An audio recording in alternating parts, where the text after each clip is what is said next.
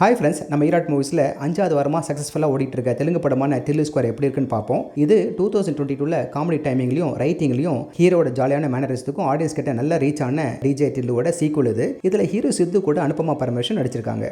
DJ டில்லு create பண்ண மேஜிக்கை டில்லு square recreate பண்ண முடிஞ்சுதான்னு பார்க்கறதுக்கு முன்னே நம்ம ஈராட் மூவிஸில் வாரம் வெளியாகிற எல்லா மொழி படங்களோட விமர்சனத்தை பார்க்கறதுக்கு நீங்கள் மறக்காம அந்த சப்ஸ்கிரைப் பட்டனை கிளிக் பண்ணி என்கரேஜ் பண்ணுங்க. இப்போ இதோட கதையை சுருக்கமாக பார்ப்போம். டிஜே டில்லு எப்போதும் போல இருக்கிறான். நல்ல பணம் வந்ததால ஈவெண்ட் ஆர்கனைசராக இருக்கிறான். அவனுக்கு நல்ல டிமாண்ட். கசப்பான கடந்த காலத்தினால இப்போ வர சிங்கிளாவே வழக்கம் போல ஜாலியாக இருக்கிறான். இந்த சமயத்தில் ஒரு பார்ட்டியில் லிலி ஜோசப்னு ஒரு அழகான பெண்ணை பார்க்குறான். பார்த்த உடனே அவகிட்ட விழுந்துடுறான். அது பெட்ரூம் வரைக்கும் போகுது. அடுத்த நாள் காலையில் அவள் பக்கத்தில் இல்லை. உன்கிட்ட இருந்த நேரம் எப்போதுமே ஒரு அழகான நினைவாக இருக்கும்னு எழுதி வச்சுட்டு போயிருக்கா. டில்லு அவளை ஒரு மாசமா தேடி கண்டுபிடிக்க முடியல. ஒரு நாள் தன் அப்பாவை ஹாஸ்பிட்டலுக்கு அழைச்சிட்டு போகும்போது எதிர்பாராத விதமாக அங்கே அவளை பார்க்குறான். அவளோ அவன் குழந்தையோட பிரெக்னெண்டாக இருக்கிறதா சொல்லி ஒரு குண்டை போடுறா. டில்லு குழம்பி போயிருக்கிற சமயத்தில் எல்லாரும் சேர்ந்து 2 பேருக்கும் கல்யாணத்தை பண்ண முடிவு பண்ணுறாங்க. அவளும் அவன் வீட்டில் இருக்கிற அத்தனை பேருக்கும் பிடிச்ச மாதிரி நடந்துக்கிறா. ஒரு நாள் அவனோட முன்னாள் காதலி ராதிகாவுக்காக ஒரு ஆளை புதைக்கிறதுக்கு உதவின இடத்துக்கு சரியா அவனை அழைச்சிட்டு போறா. அப்பதான் டில்லுக்கு லில்லி தன்னோட கடந்த காலத்தை பத்தி தெரிஞ்ச ஒருத்தின்னும் அதை வச்சு அவனை பிளாக்மெயில் செய்ய பார்க்கறான்னு தெரிஞ்சுக்கிறான். டில்லுனால அவளுக்கு என்ன வேலை ஆகணும், டில்லு அதை செய்வானா, அப்படியே செய்ய போனா அது எப்படின்னு தான் இந்த படத்தோட மீதி கதை.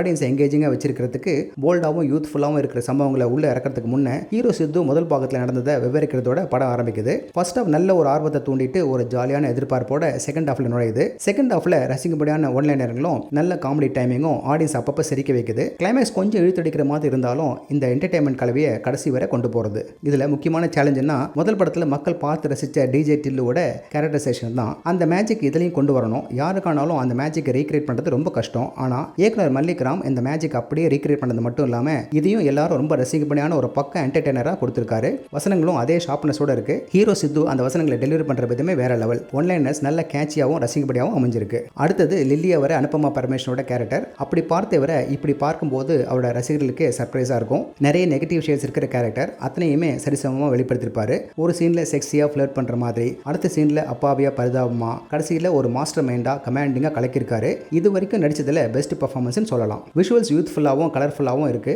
தமனோட பேக்ரவுண்ட் ஸ்கோரும் நல்லாவே அமைஞ்சிருக்கு. சாங்ஸ் அடுத்த பெரிய ப்ளஸ் இந்த படத்துக்கு. இத்தனை ப்ளஸில் லாஜிக் இல்லாத குறைய, தேவையில்லாத இடத்துல சாங்ஸ் சொருகி இருக்கிறதெல்லாம் பெருசாக தெரியாது. லிப்லாக்குக்கெல்லாம் இப்போ ஏ சர்டிஃபிகேட் கிடையாது போல இருக்கு. சரி, ஆக மொத்தம் Tillu square light hearted romantic comedy படமா, என்ஜாயபிளா, கலர்ஃபுல்லா, தமிழ் டப்பிங்கில் வர வரைக்கும் காத்திருக்கணுமான மாதிரி அமைஞ்சிருக்கு. ஓகே ஃப்ரெண்ட்ஸ், இதே போல இன்னொரு சுவாரஸ்யமான பட விமர்சனத்தோட சந்திக்கிறேன். இந்த விமர்சனம் உங்களுக்கு பிடிச்சிருந்துச்சுன்னா உடனடியாக லைக் பண்ணுங்க, ஷேர் பண்ணுங்க. நன்றி.